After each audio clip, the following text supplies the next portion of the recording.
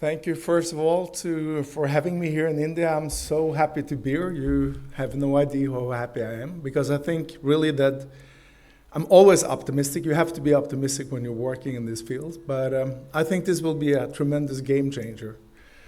I've been looking forward to this movie for so long, and I'm not here on behalf of myself. I'm here on behalf of thousands of people in Norway who are fighting the same battle as Shagaria is. And you don't know how much this movie means to all of the people in Norway who are suffering from injustice. And you know, I've been a human rights advocate for more than 20 years. And when I studied law more than 20 years ago, all of my fellow students said that, why do you waste your time studying human rights law? We have the best system in the world. It's wasteless. Study something else. But I always wanted to go my own ways, and I never thought of Norway as the perfect country, but it likes to portray itself as a good country. And in many ways it is a good country, but it's a small country. And of course, I didn't have any intention to work with child welfare cases in the first beginning. But 13 years ago, some families approached me and said, can you please look into our cases and see if they are in compliance with human rights acts? Easy as that. I said, I will do that. And all of a sudden I realized that neither the government of Norway don't pay any respect to the human rights acts at all. Because in Norway we have this very strange system. You know, it's a very small country, far out north. Nobody really cares about this small country. And they can do pretty much what they want. And you know what upsets me the most about the Norwegian authorities or the Norwegian elite is that they have so much money, you know, the government or the elite, that they think that they can do whatever they want. They're like this spoiled kid who's in the classroom, and they think that they can do whatever they want to whoever they want. So, and Sagarida and Surania are already very popular in Norway. They are human rights heroes in Norway. So I think we should give them an applause for their efforts in Norway. So of course it was natural for me to come here and show my support. I've known Surania for many years. I'm so impressed with her, you know, her compassion about human rights. We should have thousands of her in Norway, and would have been much better. But the thing about Norwegian lawyers is that they are afraid to combat the system because they depend upon the system.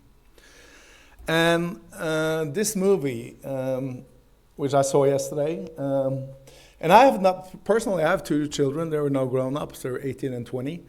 I've never had any issues with Barnevernet myself, even though I'm not a very popular lawyer in Norway. So you should think they could attack me as well. But I've seen so many families, immigrant families as well as Norwegian families, who were suffering the same battle as Shagaria was doing, and for so many years. And there is no way you can restore the sufferings they have been through. And when I saw the movie yesterday, I was like, you know, I got goosebumps and I got emotional because I know how many families around in my country, Norway, who will feel some kind of like comfort and some kind of support by watching this movie. So, you know, this is maybe the greatest event, the bilateral agreement between Norway and India ever.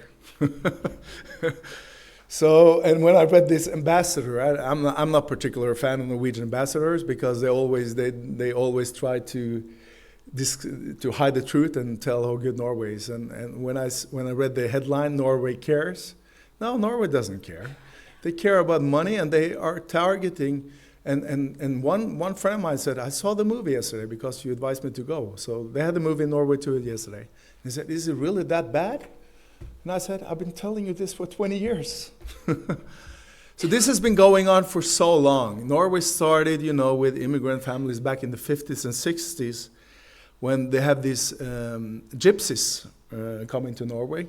And more than 1,500 children were removed from these gypsies families traveling around in Norway because they wanted to assimilate them into the Norwegian culture. So this has been going on for so long. And what's happening now is that Norway is a very, very, you know, a small country with 5.5 million people, but has the largest CPS budget in the world if you measure compared to the per capita. And a French lawyer, I met a French lawyer some years ago in an international human rights conference in Paris, and he's told me that, you know, Marius, that in France there are 60 million people, in your country there are 5, so there are 12 times as many people in France than in Norway, but you have 3 times higher CPS budgets than we do. And that kind of reflects what's going on in Norway compared to other European countries, that this is big business. And my friend yesterday said this, is it really true that are they really stealing children? And of course, yeah, they are. That's the truth. So, and every aspect of this movie yesterday, I will give that movie 10 out of 10. Not only because I'm involved in this, because the way I was so impressed by the characters, of course, these social workers. Let's start with the social workers. I love them because that's how they're trained.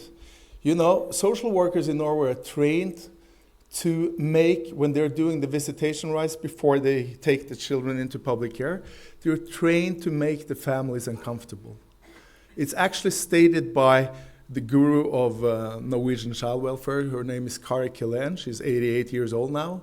But her lesson books for social workers says that, in her books, it says that it's important to make the parents as uncomfortable as possible to see how they react when they're stressed. So can you imagine? So that's the idea. And that's how we saw yesterday as well in your movie, that they were there for months in order for you to feel, or in order for the families to feel uncertain. And I think every parent would feel uncertain if someone came home and you know that if you don't behave well, they will take your children. That's the truth. So that's how it starts.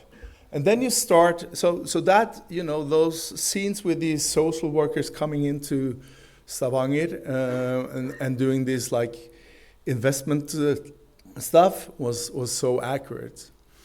And then you have the so-called county boards, which are not even tribunals. These are boards made by the government, and they're controlled by the government.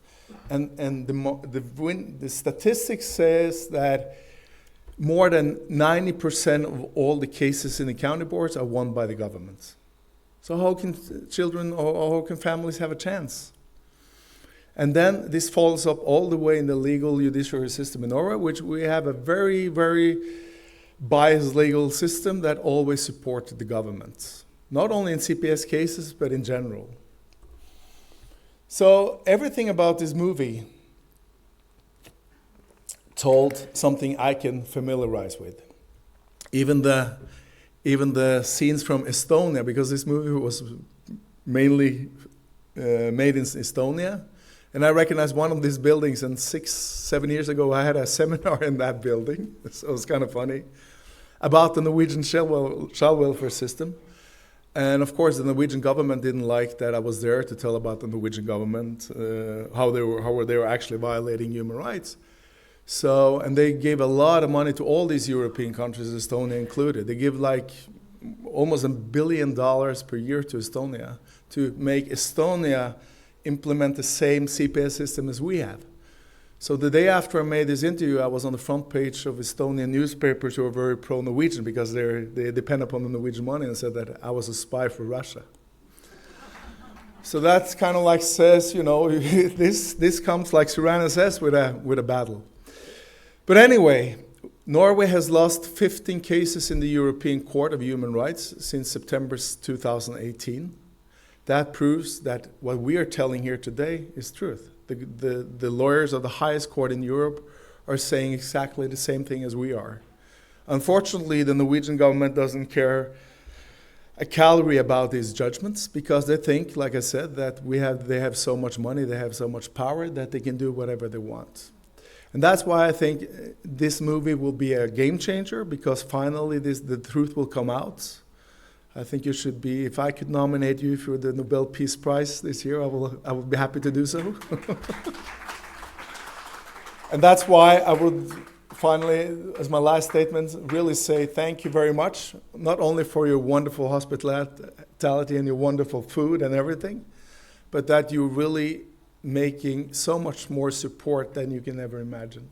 So on behalf of the thousands of people who I'm representing here today, I would like to thank you so much, and I'm sure that this will be the most important meeting between Norway and India ever.